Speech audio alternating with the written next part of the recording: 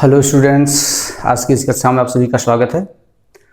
आज हम सब जीव विज्ञान का अगला टॉपिक जो अध्याय 2 पुष्पी पादपों में लैंगिक जनन, इसकी विस्तृत चर्चा करेंगे। आइए देखते हैं। पुष्पी पादपों में लैंगिक जनन, sexual reproduction in flowering plant. तो लैंगिक जनन, जैसा कि जनन की परिभाषा में आप लोग पढ़ चुके हो कि प्रत्येक जीव, चाहे वो जंतु हो चाहे पौधे हो, अपनी जैसी संतानें उत्पन्न करते हैं। इस प्रक्रिया को जनन कहते हैं। और इन संतानों में जब 2 पेरेंट्स भाग लेते हैं, जिसमें से एक नर युग्मक और मादा युग्मक दोनों जब मिलते हैं तो जाइगोट बनता है, या युग्मनज कहते हैं इसको, युग्मनज। और फिर इससे भ्रूण बनता है और भ्रूण से नया बेबी बनता है।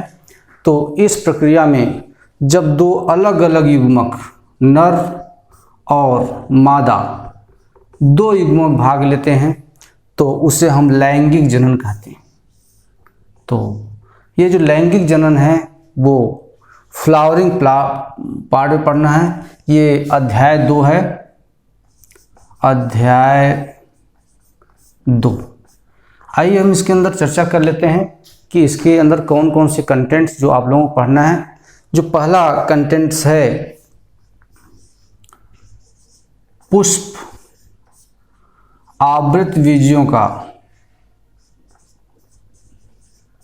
या आवृत बीजी का आकर्षक अंग है। बिल्कुल सही है।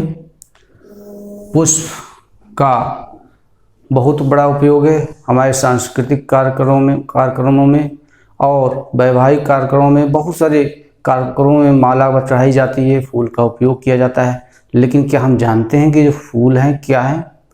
बच्चों, ये फूल पौधों के जनन अंग होते हैं। तो इसमें हम पुष्प के बारे में पढ़ेंगे। आवृत बीजी में एक आकर्षक होते हैं, रंग बिरंगे होते हैं और जीव जंतुओं को अपनी ओर आकर्षित करते हैं महक से और अपने कलर से। दूसरा जो बिंदु आएगा,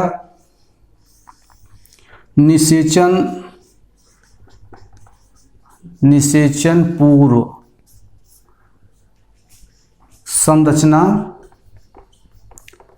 एवं घटनाएं। ये आप देख रहे हैं, जब नर युग्मक और मादा युग्मक संयुग्मित होता है तो इस क्रिया को निषेचन क्रिया कहते हैं। निषेचन। और इस निषेचन में जो युग्मनज बनता है, इसके पहले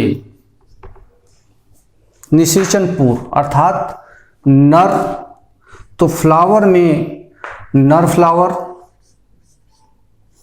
और मादा,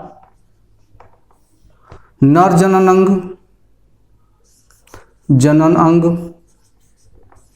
और मादा जनन अंग। और इन अंगों में जैसा कि बीजाणु का निर्माण, इसमें भी बीजाणु बनता है।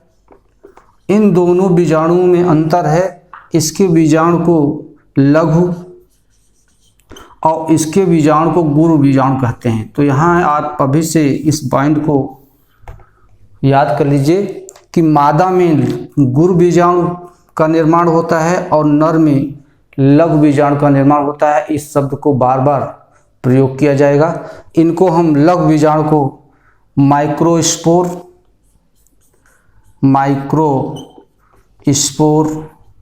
और गुरु बीजाणु को मेगा स्पोर कहते हैं। तो ये एक समझने की बात है। अभी से माइंड सेटअप कर लीजिए कि मेगा स्पोर या गुरु बीजाणु की बात जब करेंगे तो मादा में, और लघु बीजाणु की बात करेंगे तो नर में। तो ये इसके पूर्व जितनी है, इस लघु बीजाणु से ही युग्मक बनता है। युग्मक, तो यहाँ नर युग्मक और यहाँ मादा युग्मक। अब ये नर युग्मक और मादा युग्मक, जैसा कि आप जानते हो कि जो मादा युग्मक है एक जगह स्थिर होता है और नर युग्मक एक स्थान से दूसरे स्थान पे ट्रांसफर होता है। तो जो नर युग्मक है या माइक्रोस्पोर है जिसे पॉलन ग्रेन कहते हैं, ये मादा के पास कैसे पहुंचता है, इसी को हम घटनाएं या प्रक्रिया कहते हैं। ये स्टेप्स इस पोर्शन में पढ़ेंगे, दूसरे में। और जो तीसरा है तो निषेचन पूर्व हो गया। जैसे ही परागकण फीमेल के पास पहुंचता है वहां पर तीसरा पॉइंट होता है निषेचन का, जिसमें द्विनिषेचन या दोहरा निषेचन, जिसे डबल फर्टिलाइजेशन कहते हैं। ये प्रक्रिया बहुत महत्वपूर्ण है, इसको भी आपको पढ़ेंगे। और इसके बाद जो चौथा पॉइंट होगा निषेचन, ये निषेचन बना लीजिए। निषेचन पश्च घटनाएं, पश्च संरचनाएं एवं घटनाएं। तो निषेचन पश्च, जैसे कि आप देख रहे हैं कि यहाँ निषेचन हो गया, भ्रूण हुआ, भ्रूण का विकास, इसको पढ़ेंगे। अब भ्रूण के विकास से बीज बनेगा, बीज से फल, इन सब का अध्ययन इसमें करेंगे। और जो पांचवा पॉइंट है असंग जनन या एपोमिक्सिस और बहुभ्रूणिता।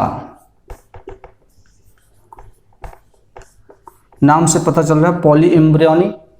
तो ये इतनी पॉइंट्स आपको इस चैप्टर में पढ़ने हैं और इन पॉइंट्स को बार बार इसलिए बताया जाता है और इसको इसलिए चर्चा की जाती है कि आपका एक कॉन्सेप्ट बन सके कि इस चैप्टर में कितना आपको पढ़ना है। तो हमें लग रहा है ये पांचों पॉइंट्स आपके क्लियर हो गए।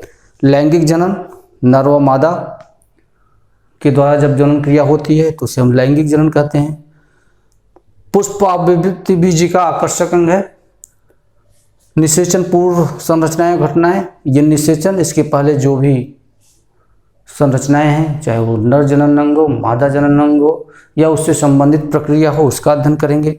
फिर निषेचन करेंगे, निषेचन में द्विनिषेचन या दोहरा निषेचन पढ़ेंगे। और निषेचन पश्च संरचनाएं घटनाएं, निषेचन के बाद भ्रूण बनता है, भ्रूण को डेवलपमेंट के बाद बीज बनता है, बीज से फल बनते हैं, और ये सब इसमें पढ़ेंगे। और उसके बाद जो असंग जनन, जिसे एपोमिक्सिस और बहुभ्रूणता, पॉली एम्ब्रियोनी, ये पढ़ेंगे। आइए अब शुरू करते हैं।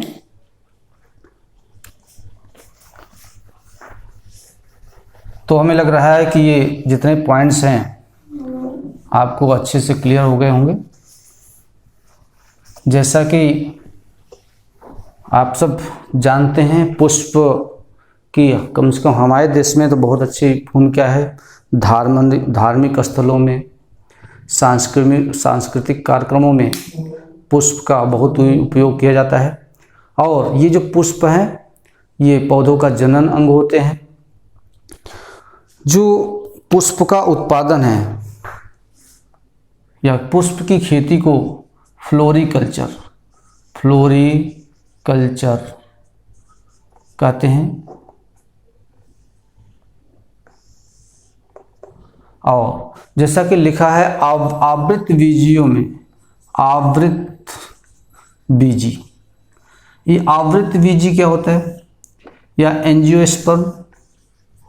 एंजियोस्पर्म वे पौधे जिसमें बीज फल के अंदर रहता है, बीज फल के अंदर होता है, ऐसे पौधों को आवृतबीजी पौधे कहते हैं। तो आवृतबीजियों का जो पुष्प होता है सबसे आकर्षक अंग होता है, और ये जो पुष्प है तने का रूपांतरित रूप है, तने का रूपांतरण, ये तने का रूपांतरण है। और तने के साथ साथ इसमें जो पेटल सेपल बनते हैं वो लीव्स का या पत्ती का रूपांतरण है।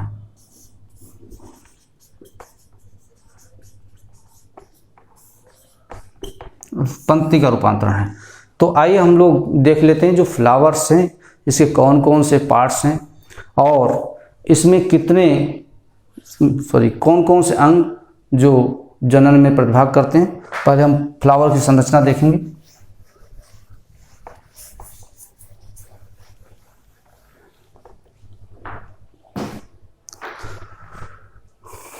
ये एक मैंने बना दी है वर्तिकाग्र, और ये पतली सी जो नली आ रही है आगे चल के ये फूली हुई अवस्था में बनाते हैं इसको।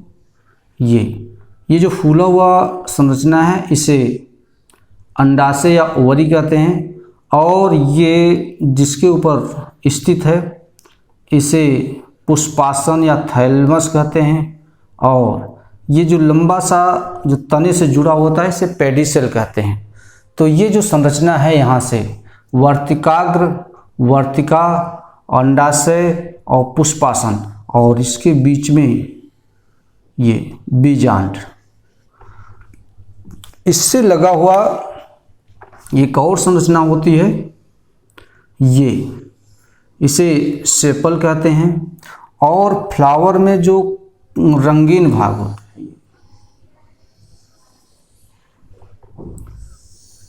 जिसे आप लोग दल कहते हैं, इसको अगर हम इस तरह से कलर कर दें ये, तो ये हुआ दल। और ये आपका बाह्य दल, बाह्य दल। इसके साथ साथ इसमें एक और संरचना है जो ऊपर की तरफ थोड़ी सी फूली हुई और पतले पतले तंतु से जुड़ी हुई है। ये संरचना जिसे स्टामेन कहते हैं, स्टामेन, इसमें दो चीज़ें हैं। एक ये फूली हुई संरचना जिसे परागकोश, और इसमें पतली वाली संरचना इसे पुतंतु कहते हैं, और इसका भी नामकरण कर लेते हैं वर्तिकाग्र और वर्तिका। अंडाशय, पुष्पासन। तो आप ये देख रहे हैं कि ये फ्लावर्स हैं। फ्लावर्स के जो मुख्य पार्ट हैं हम लोग देख लेते हैं। नीचे से जो पुष्पासन है या पेडिसेल से जुड़ा हुआ, जिसके ऊपर ये सारा फ्लावर के अंग जुड़े हुए हैं। इसमें सबसे बाहर की ओर जिसे बाह्य दल या सेपल कहते हैं, ये सेपल एक नहीं होते, कई होते, अनेक सेपल्स होते हैं। और जो अनेक सेपल्स होते हैं ये पूरा एक चक्र बनाते हैं। मतलब हम ये कह सकते हैं कि फ्लावर का जो पूर्ण फ्लावर है, पूर्ण पुष्प, इसमें कुल 4 चक्र होते हैं। 4 चक्र। नंबर 1 बाह्य दल पुंज, बाह्य दल पुंज कहते हैं इसको। इस बाह्य दल पुंज में, जिसको अंग्रेजी में कैलिक्स कहते हैं, इसमें कई दल होते हैं या दल का समूह होता है। तो इसमें अनेक दल या सेपल होते हैं। सेपल, ये बात आपको रखनी है, याद रखनी है कि जो सेपल्स का समूह होता है वो पूरे चक्र को हम बाह्य दल पुंज या कैलिक्स कहते हैं। जो दूसरा चक्र है इसके बाद वाला, जिसे दल पुंज, ये कलरफुल होता है, पीला, लाल, सफ़ेद, गुलाबी, बहुत अच्छे अच्छे कलर के होते हैं और पुष्प आकर्षित करता है अपनी ओर। तो ये जो संरचना है इसकी कई दल से मिलकर बने होते हैं, जिसे पेटल कहते हैं। और ये पेटल के समूह को दल पुंज या अंग्रेजी में करोला कहते हैं। ये दोनों जो मुख्य जनन अंग है उसके सहायक चक्र हैं। अब मुख्य जनन अंग ये रहा तीसरा, जिसे पुमंग या अंग्रेजी में एंड्रोशियम कहते हैं। पुमंग का जो हिस्सा है इसमें अनेक स्टामेन होते हैं, स्टामेन या पुंकेसर। यहाँ पे आप लोगों ने देखा है परागकोश और पुतंत्र, ये दोनों मिलकर के स्टामेन बनाते हैं, स्टामेन या पुंकेसर।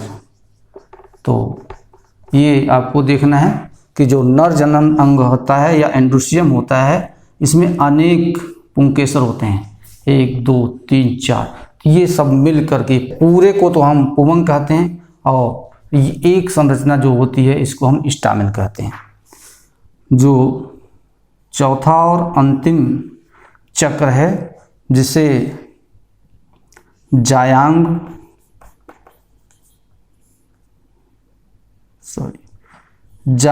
या गाइनोसियम, जायांग या गाइनोसियम में इसमें कार्पेल होते हैं या अंडप या कार्पेल। जैसे ये एक अंडप है तो इसमें एक अंडपी, जिसमें 2 है तो 2 अंडपी, या ज़्यादा है तो ज़्यादा भी अंडप हो सकते हैं। कार्पेल या इसी को पिस्टिल, अंग्रेजी में हिंदी में स्त्री केसर कहते हैं। तो ये मुख्य 4 चक्रों में फ्लावर व्यवस्थित होता है। इन 4 चक्रों में जो 2 हैं एंड्रोशियम और गाइनोसियम, एंड्रोशियम नर जनन अंग होता है और गाइनोसियम मादा जनन अंग होता है। आइए हम सब सर्वप्रथम नर जनन अंग को पढ़ते हैं।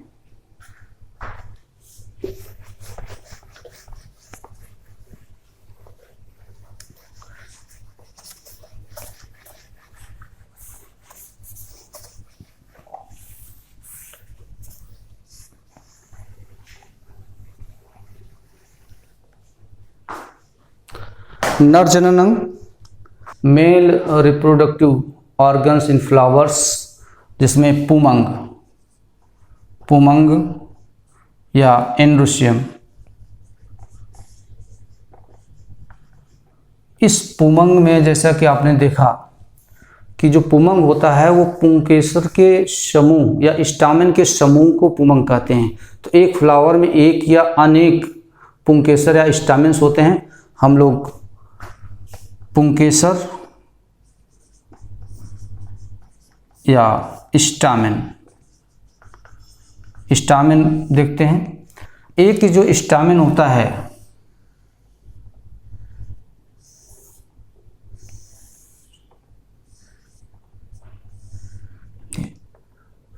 इसमें 2 चीज़ें हैं। एक तो ये परागकोश और दूसरा पुतंत्र या फिलामेंट। तो इसको हम अंग्रेजी में एंथर और इसको फिलामेंट कहते हैं। ये जो परागकोश है इसको ध्यान से देखें, या इसकी दूसरी संरचना में बनाता हूँ तो आप देखेंगे कि ये इस तरह से, इसके बीच में कुछ ऊतक होते हैं, इसे संयोजी बोलते हैं, संयोजी या कनेक्टिव, जिससे ये दोनों जुड़े होते हैं। और जब हम इसकी आंतरिक संरचना का अध्ययन करें तो आंतरिक संरचना में देख लेते हैं। जब आंतरिक संरचना या ट्रांसवर्स सेक्शन काटते हैं तो कुछ इस तरह से दिखाई देता है। इसमें चारों कोनों पर लोब्स दिखाई देते हैं और यहाँ संयोजी ऊतक है। ये वास्तव में ये इस तरह से होता है। तो ये पूरा एक लोब और दो लोब, तो इसको हम द्विपालित या बाइलोब संरचना बोलते हैं। ये द्विपालित में यहाँ एक 4 भागों में बढ़ जाती है। प्रत्येक पाली में 2-2 चैम्बर हैं, जिसे परागधानी कहते हैं या माइक्रोस्पोरेंजियम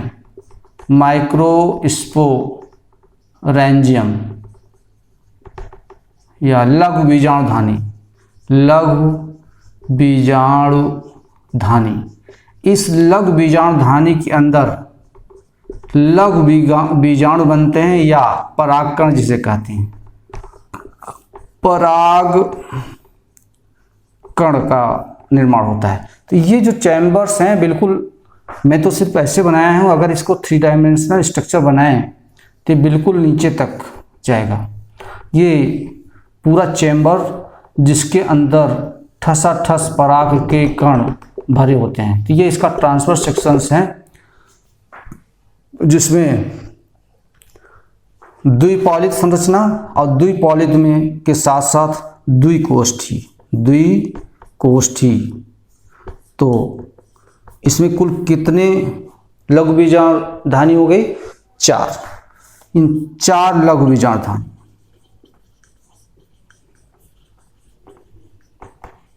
तो फिर से देख लीजिए, जो इसका पुंकेसर होता है द्विपाली बाइलोब्ड होता है और हर एक पाली में 2 कोष्ठक होते हैं, मतलब कुल 4 कोष्ठक होते हैं। लेकिन किसी किसी पौधों में केवल 1 पाली होता है। ठीक, जैसे हिबिस्कस में 1 पाली होता है। तो 1 पाली में अगर 1 पाली ही है तो इसमें केवल 2 कोष्ठक होंगे, 2 कोष्ठी संरचना होगी। तो 1 पाली, लेकिन ज़्यादातर पौधों में द्विपाली संरचना होती है। तो आइए देखते हैं इसमें जो लघु बीजाणु हैं वो उनका निर्माण कैसे होता है।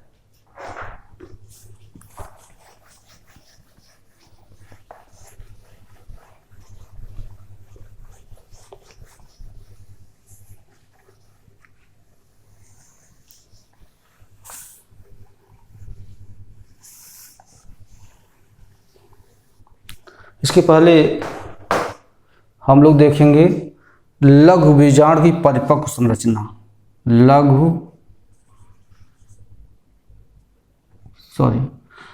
बीजाणुधानी, लघु बीजाणुधानी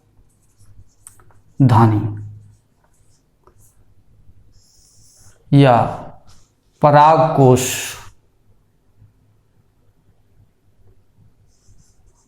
परागकोश की संरचना। तो इसकी संरचना पहले हम लोग बना लेते हैं।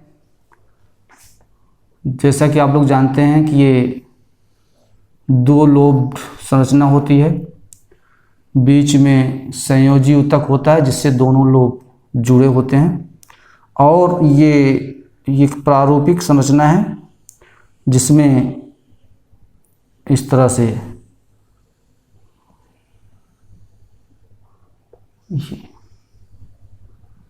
आप लोग भी बना सकते हैं। ये बीच में संयोजी ऊतक पाया जाता है, कंडक्टिंग टिश्यू, और इन चारों कोनों में बीच में बीजाणुधानी।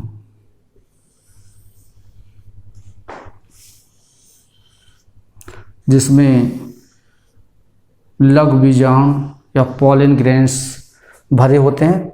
इसकी जो बाहरी परत है, बाहरी परत को एपिडर्मिस कहते हैं। ये सुरक्षात्मक आवरण होता है इसका। और इस बाहरी परत के नीचे एक और परत होती है जिसे इंडोथीसियम कहते हैं। ये इंडोथीसियम, जहाँ ये देखिएगा, मैं इस तरह से इसको बना रहा हूँ कि आपको समझा सकूं। और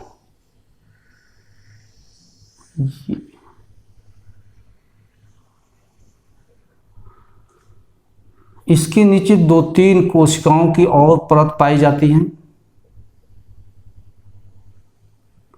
जिसे मिडिल लेयर कहते हैं या मध्य स्तर।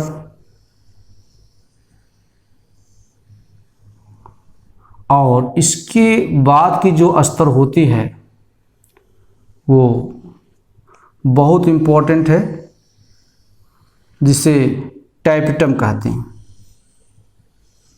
जो पराग कोशा के अंदर जो सूक्ष्म बीजाणु कोशिकाएं हैं या सूक्ष्म बीजाणु जनन कोशिकाएं हैं, उनके पोषण का काम करती हैं। तो हम इसका नामांकन कर लेते हैं बाह्य त्वचा या एपिडर्मिस। इसके बाद की जो मोटी परत है, ये इस परत का नाम है इंडोथीसियम या अंतस्थीसियम या इसे इंडोथीसियम कहते हैं, इंडोथीसियम।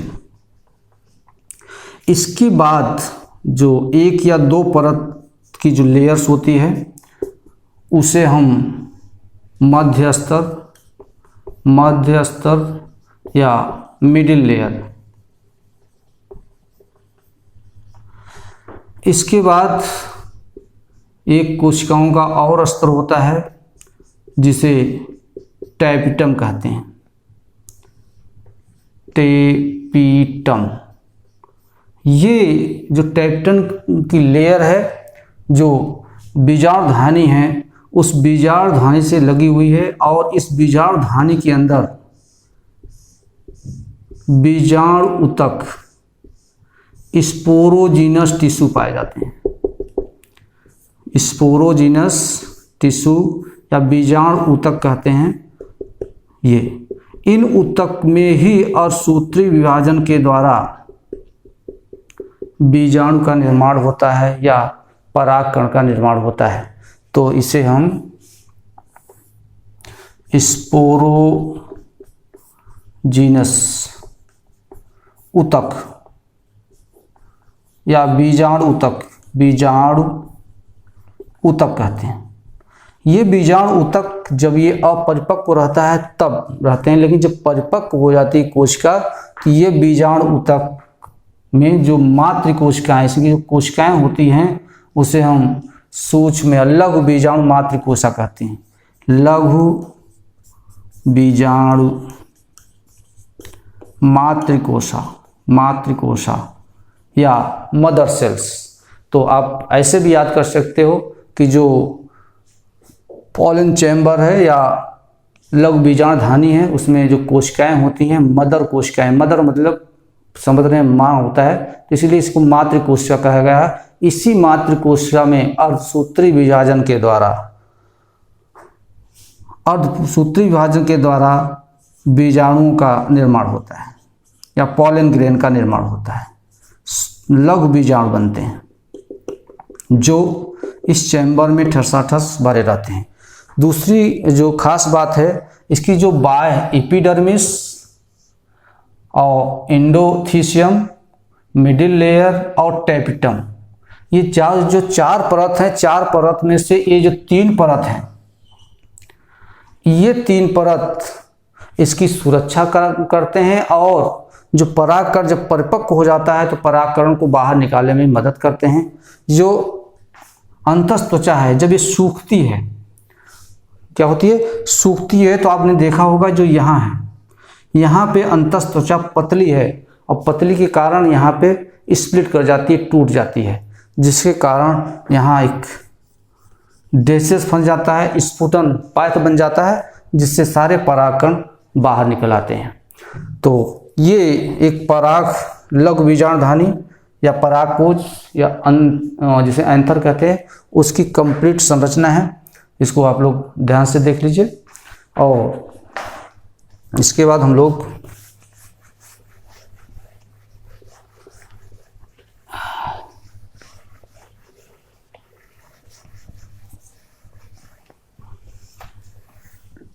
देखेंगे लघु बीजाणु जनन। लघु बीजाणु जनन, ये जो लघु बीजाणु जनन है, जिसे माइक्रोस्पोरोजेनेसिस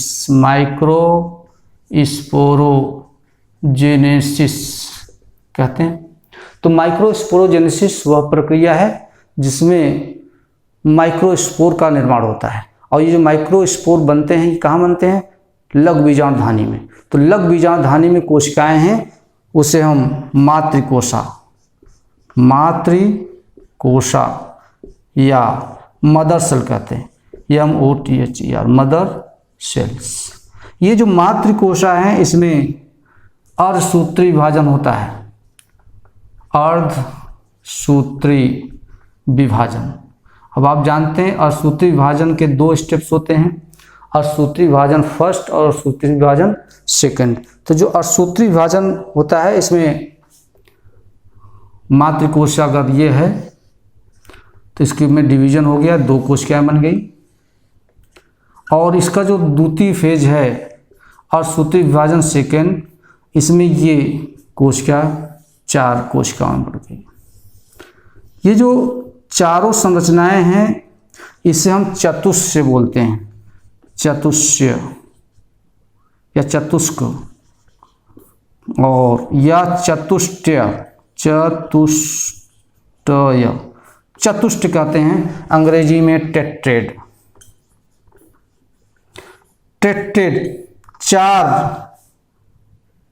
बीजाणुओं की संरचना, 4 माइक्रोस्पोर्स बने हुए हैं, इसे हम टेट्रेड कहते हैं। अब चूंकि ये टेट्रेड है, तो ये जब द्विपार्श्व के साथ लगे हुए होते हैं तो इसे हम द्विपार्श्वी बोलते हैं। तो ऐसी टेट्रेड की कई संरचनाएं होती हैं, जैसे ये हुआ। दूसरी जो टेट्रेड है कुछ इस तरह हो सकता है,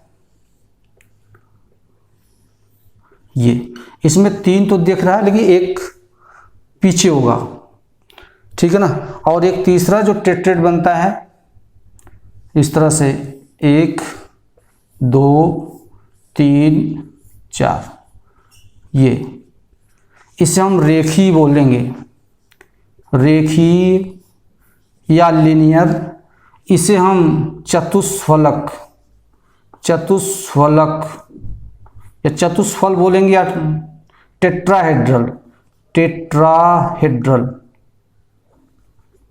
ये टेट्राहेड्रल संरचना है, ये लिनियर या रेखी संरचना है, ये बाइलेटरल द्विपार्श्वी।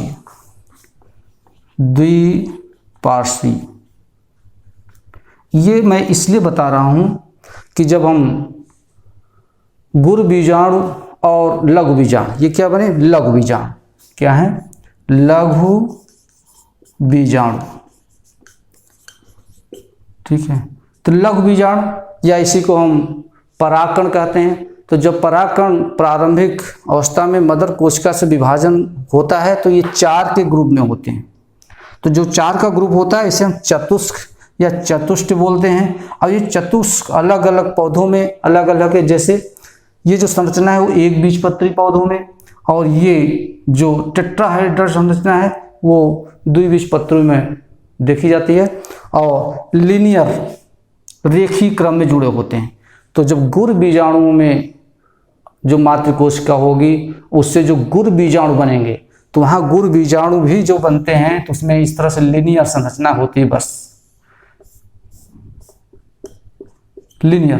तो गुरु बीजाणुओं में सिर्फ गुरु बीजाणु जो बनेंगे तो लीनियर होंगे। यहाँ पे 3 4 5 कैटेगरी होगी, रेखी, चतुष्फलक, द्विपार्श्वी या क्रॉसित, क्रॉस किया हुआ, जैसे एक कोशिका ये है, दूसरी ये है, तीसरी ये है और इसके पीछे चौथी होगी, इसे कहते हैं क्रॉसित संरचना। तो ये जो टेट्रेड है ये बनते हैं पहले और परागकोश में ही इनमें ये अलग हो जाते हैं। तो इससे 4 बीजाणु, एक मातृकोशा से 4 लघु बीजाणु का निर्माण होगा या 4 पॉलन ग्रेन बनते हैं।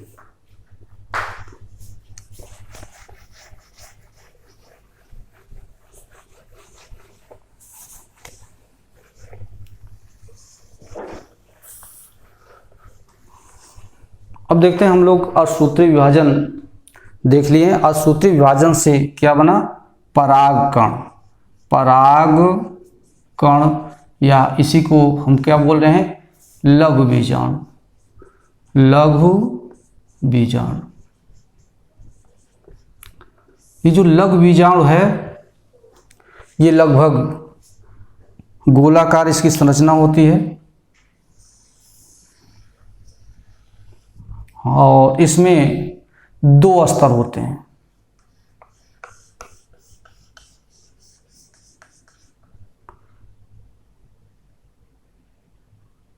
ये तो बाह्य स्तर को, ये इसमें केंद्रक है, बाह्य स्तर को हम एक्साइन और अंदर वाले स्तर को इंटाइन बोलते हैं, या इसको बाह्य स्तर। तो इंटाइन और एक्साइन, ये जो एक्साइन होता है एक विशेष प्रकार के पदार्थ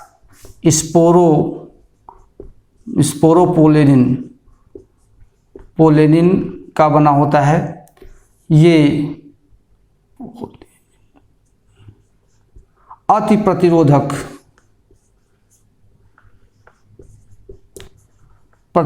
पदार्थ का बना होता है। इसके ऊपर तापमान, अम्ल, क्षार का इफेक्ट नहीं पड़ता है, प्रभाव नहीं पड़ता है और अभी तक ऐसा कोई एंजाइम नहीं है जो इसकी वाल को तोड़ सके या न्यून कर सके। मतलब कोई भी एंजाइम इस परत को स्पोरोपोलेनिन जो पदार्थ है उसको कम कर सके, कोई एंजाइम नहीं है।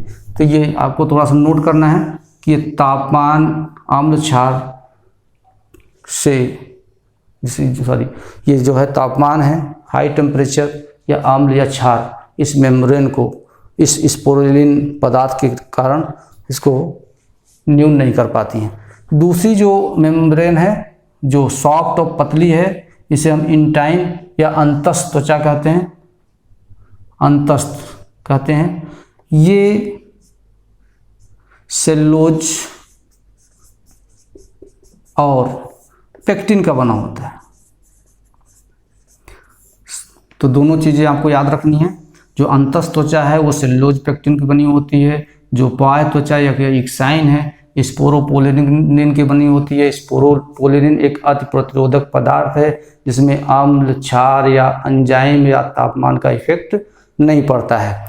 तो ये जो परागकण है इसके अंदर जो केंद्रक है ये विभाजित होता है 2 केंद्रक बनते हैं, 2 कोशिकाएं बनती हैं। एक को हम जनन कोशिका और दूसरे को वर्धी कोशा या वेजिटेटिव सेल कहते हैं। मतलब इसमें एक समसूत्री विभाजन होता है, समसूत्री विभाजन। तो समसूत्री विभाजन होने पर ये 2 सेल अवस्था में, एक ये जनन कोशिका या इसको स्पोरोजीनस सेल बोलते हैं और ये वर्धी कोशिका वेजिटेटिव सेल होती है। इस अवस्था में लगभग 60% पौधों में, मतलब जितने 60 पौधे होते हैं 60%, 60% पौधे में केवल दो कोश की स्तर पर, कितने, दो कोश की अवस्था में परागकण बाहर निकलकर स्फुटित होते हैं या स्टिग्मा के पास पहुंचते हैं। लेकिन जो 40% केस होते हैं उसमें ये जो जनन कोशिका है इसमें फिर समसूत्री विभाजन होता है। क्या होता है? समसूत्री विभाजन। और ये समसूत्री विभाजन में ये जो एक कोशिका है ये 2 में बढ़ जाती है। तो इन दोनों को ही युग्मक बोलते हैं, नर युग्मक। तो ये हो गए 3 कोशा स्तर।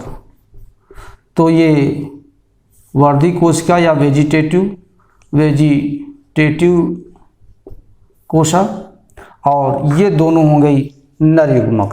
तो इस फॉर्म में ही परागकण निकल जाता है और मादा के स्टिग्मा पे पहुंच जाता है। इसके साथ साथ जो परागकण हैं, हमें लग रहा है ये समझ में आ गया है, फिर से आप देखना चाहो तो देख लो। जो परागकण होते हैं इसके 2 स्तर हैं, बाह्य स्तर जिसे एक्साइन कहते हैं, अंतः स्तर जिसे इंटाइन कहते हैं। बाह्य स्तर जो स्पोरोपोलिनिन नामक अति प्रतिरोधी पदार्थ का बना होता है, जिसके ऊपर अम्ल, क्षार या किसी एंजाइम या तापमान का इफेक्ट नहीं पड़ता। ये जीवाश्म वगैरह जो मिल रहे हैं इसके हजारों साल पुराने जीवाश्म इसी मेम्ब्रेन या स्पोरोपोलिनिन के कारण वो उसमें कोई इफेक्ट नहीं पड़ा हुआ है, मिल रही हैं। और ये जो परागकण है इस अवस्था में परागधानी में होता है, जिसे परागपुट कहते हैं। और वहाँ पर समसूत्री विभाजन के द्वारा ये केंद्रक 2 भागों में बढ़ जाता है, जिसमें एक भाग वर्धी कोशिका वेजिटेटिव सेल बनाता है और दूसरा जनन कोशिका बनाती है। ये जो जनन कोशिका है ये वर्धी कोशिका में तैरती रहती है। इस अवस्था में परागकण बाहर निकलते हैं और वर्तिका के बाद पहुंचते हैं। ये ऐसा 60% पौधों में होता है। 40% पौधों में 3 सेल की अवस्था, इसमें फिर से जो जनन कोशिका है उसमें समसूत्री विभाजन होता है और ये 2 नर युग्मक बनाते हैं। ये दोनों नर युग्मक और ये एक तीसरी कोशिका है जिसे हम वर्धी कोशिका या वेजिटेटिव सेल कहते हैं। ये 3 कोशिकीय स्तर में ये स्फुटित होकर बाहर निकलता है।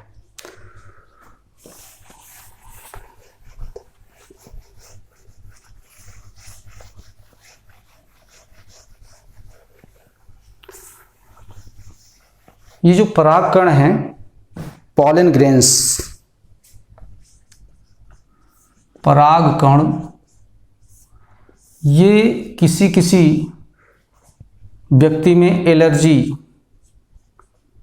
एलर्जी उत्पन्न करते हैं, जिसके कारण लोगों में अस्थमा, सांस लेने में प्रॉब्लम होती है। एक घास है गाजर घास, जिसे पार्थिनियम बोलते हैं। पार्थिनियम ये त्वचा पे खुजली आदि उत्पन्न करती है। ये घास जब हमारे यहाँ गेहूँ आयात किया गया था तो उसके साथ इसके बीज आ गए थे। तो ये पॉइंट भी याद कर लीजिए कि जो परागकण हैं वो एलर्जी उत्पन्न करते हैं, और खासकर गाजर घास जिसे पार्थिनियम कहते हैं, ये त्वचा आदि में एलर्जी या चहचहाहट पैदा करती है। परागकण की एक और इम्पोर्टेंट पॉइंट्स है। परागकण में आजकल परागकण के टैबलेट बनाए जा रहे हैं, टैबलेट्स, क्योंकि इसमें पोषक तत्व पाए जाते हैं। और खासकर पश्चिमी देशों में ये जो परागकण हैं टैबलेट के रूप में बढ़ते हैं। जो धावक हैं या खिलाड़ी हैं या घोड़े हैं उसमें शक्तिवर्धक या शक्तिवर्धक का काम करता है, शक्ति बढ़ाता है। तो इसका सिरप मिल जाएगा, इसके टेबलेट की गोलियां मिल जाती हैं। जो तीसरी खास बात है, परागकण की जीवन क्षमता। जीवन क्षमता, तो इसकी जीवन क्षमता अलग अलग पौधों में अलग अलग हो सकती है। जैसे अगर हम गेहूं, धान आदि की बात करें तो इसकी जो जीवन क्षमता 30 मिनट तक होती है। लेकिन जो दूसरे कुल्स हैं, जैसे रोजेसी का या सोलेनेसी का, लेगुमिनेसी कुल के जो पौधे होते हैं, उसके लेगुमिनेसी दाल वाली फसल, उसमें जो परागकण होते हैं उनकी जीवन क्षमता महीनों होती है।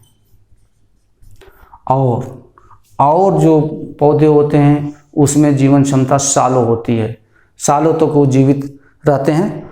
तीसरी जो खास बात है, जैसे मनुष्यों में शुक्राणु बैंक बने हुए हैं, ऐसे उनको भी संरक्षित किया जाता है। इसके लिए द्रव नाइट्रोजन